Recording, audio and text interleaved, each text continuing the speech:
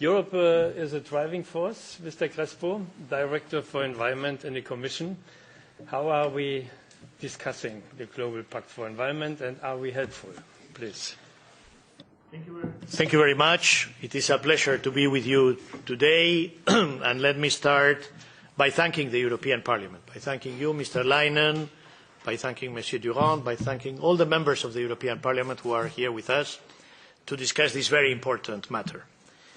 Et j'aimerais évidemment remercier aussi Monsieur Fabius pour son engagement en faveur du pacte global sur l'environnement, mais je pense que aussi, parce que pour nous, il a eu une trajectoire politique extraordinaire, mais il reste pour beaucoup parmi nous comme le président de la COP 21. Je pense que ça a été quelque chose d'extraordinaire. C'est grâce à la France et grâce à votre engagement personnel qu'on a fait un accord historique. Merci d'être ici avec nous aujourd'hui.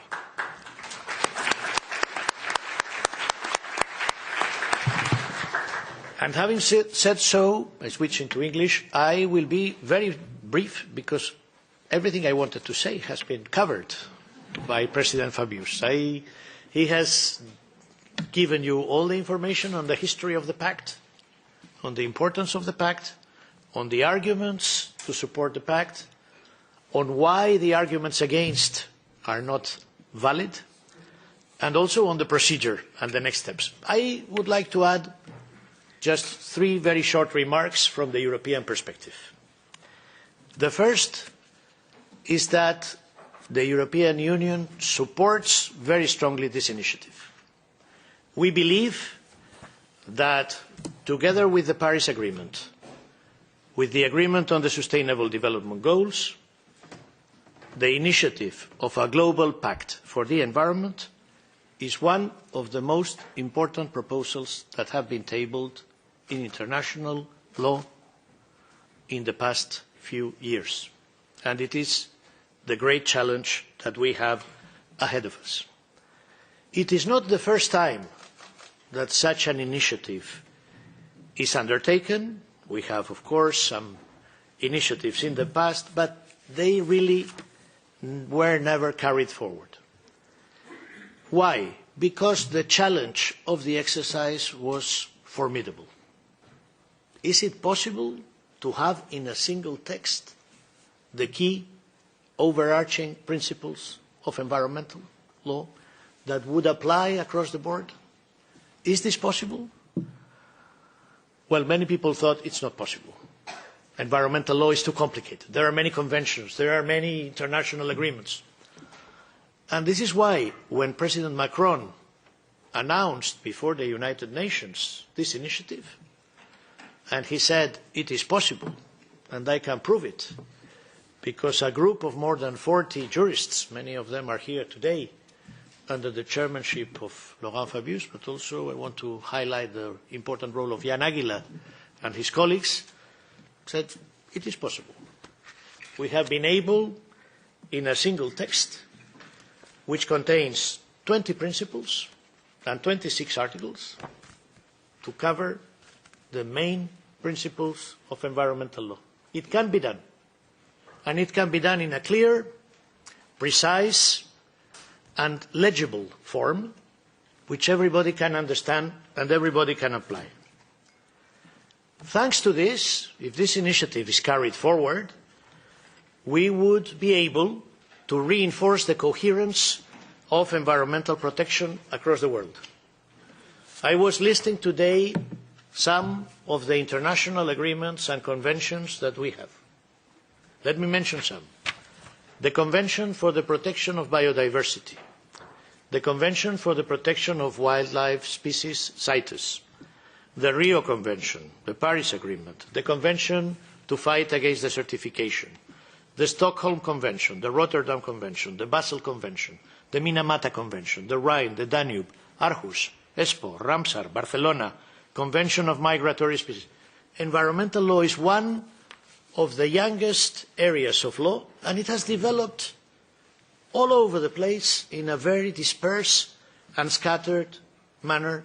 And so far, no one had been able to say, but what are the principles of environmental law that should apply across the board? So If we had these principles clearly established, we would reinforce environmental protection. We would have the cornerstone when the sectoral regulation would have an umbrella, an overarching framework. We could have, with binding force, we would complete the environmental legal acquis, and it would develop a legislative and jurisprudential dynamic in the application of environmental law by national authorities. Now, there is something very interesting in this pact. For me, the most interesting part is the contents of the pact. What are we talking about? We are talking about enshrining the right to a healthy environment from the ecological point of view, but also from the perspective of health, of well-being and dignity of the person. Having this clearly recognized. We are speaking also, and this is very interesting, about the duty of every person, public or private, to contribute to preserve and protect the integrity of the ecosystems of our planet. We are speaking about the obligation of member states to promote sustainable development in all policies. This is what we call the mainstreaming. We are talking about things which are very, very interesting. Some constitutions have them, but this principle of intergenerational equity between generations, so as not to compromise the life of future generations. We see young people in the street saying, what's going to happen to the planet? In which conditions are you going to leave the planet to us? To have this principle in a legal form would be a very interesting development. The principles of prevention, the principle of precaution, the polluter pays principle, the right to public information, access to justice, or the principle of loyal cooperation and non-regression in environmental matters. Many of these principles exist already under EU law and in most constitutional systems, but it would be very important to have them in a form which is clear, which is understandable, and which is also actionable. I have to tell you that when I heard first about this idea, and my colleagues from the Commission were explaining to me, I said, this is such a good idea, I'm surprised it did not come from the European Commission. But this is not about copyright. Europe strongly supports this pact, and I will give you 4 reasons for this. The first, the pact gives legal value to already recognized environmental principles. It codifies existing principles. So this should not be a concern. Insofar as you are codifying existing principles, I don't believe in the arguments that say we are very worried. We are codifying existing principles. Second, it will avoid fragmentation. It is very difficult to manage today so many conventions, so many sectorial negotiations, so many international COPs and MOPs, and if we had in a single instrument the basic principles, this would be a great achievement. Third, it would contribute to good environmental governance from a global perspective, and this is very important. And Laurent Fabius was referring to this. The environment is global. We need increasingly global governance. We need to manage this in a better way. And we will not be able to do so if we do not have common principles agreed across the international community. And finally, the pact would grant to all citizens of the world the right to an ecologically healthy environment and would recognize both the duty and the responsibility to care for our environment. And if you ask the citizens of the world if they are interested in this, in Europe 95% of the citizens will say yes. And across the world there is increasing concern about the situation of our environment, and there is increasing awareness and increasing commitment to say this is also our individual responsibility. And citizens are committed to doing this if they understand and if they are aware of what is needed. So, what next? We should not underestimate the complexity of the exercise. The process has been launched. There have been the first meetings. We were encouraged by the resolution of the General Assembly, but the work has just begun. 2 more meetings of the working group in Nairobi, and we need to analyse all the legal issues, discuss the possible options, and submit recommendations to the General Assembly of the United Nations before June to convene, if there is an agreement, an intergovernmental conference which would negotiate an instrument which would clarify these principles to have a more effective protection of the environment.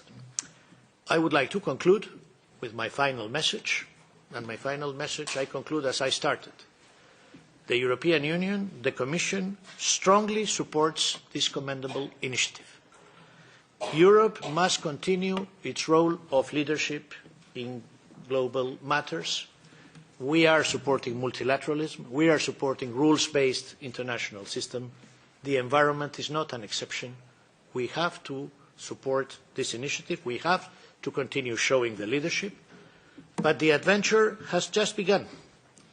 Further developing and consolidating the legal principles to enhance and protect the environment and enshrining them in an overarching legal text would be a great achievement towards a more effective implementation of environmental legislation globally. The Global Pact for the Environment is not in itself a revolution, but it is a very important contribution in the evolution of environmental law. And we desperately need it to ensure the transition to the sustainable global development and to a low-carbon circular economy. The Pact will complement and will improve the coherence of international environmental law. It is a great challenge to which we must all contribute. We can all be part of the solution if we commit to a better planet. And I am very pleased that we are going to have a legal discussion between the experts, but also a discussion with the business community, because I see huge benefits from the level playing field for our companies if we are able to enhance, to project these values, which are at the end of the day European values, and to have them recognized widely across the world. I would like to invite you to support this initiative. So I think if we work together, it should be possible to be successful. Thank you.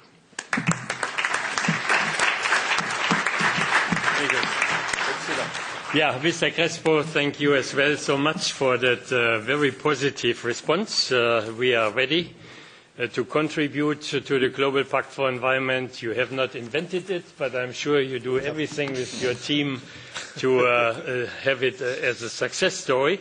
So that was a splendid beginning of this afternoon. Thank you. Merci beaucoup, Laurent Fabius, pour l'introduction, et Mr. Crespo for really the positive response. And I invite now the first panel to come up and continue the session. And I think a great afternoon. Thank you. Excellent. Excellent. Thank you.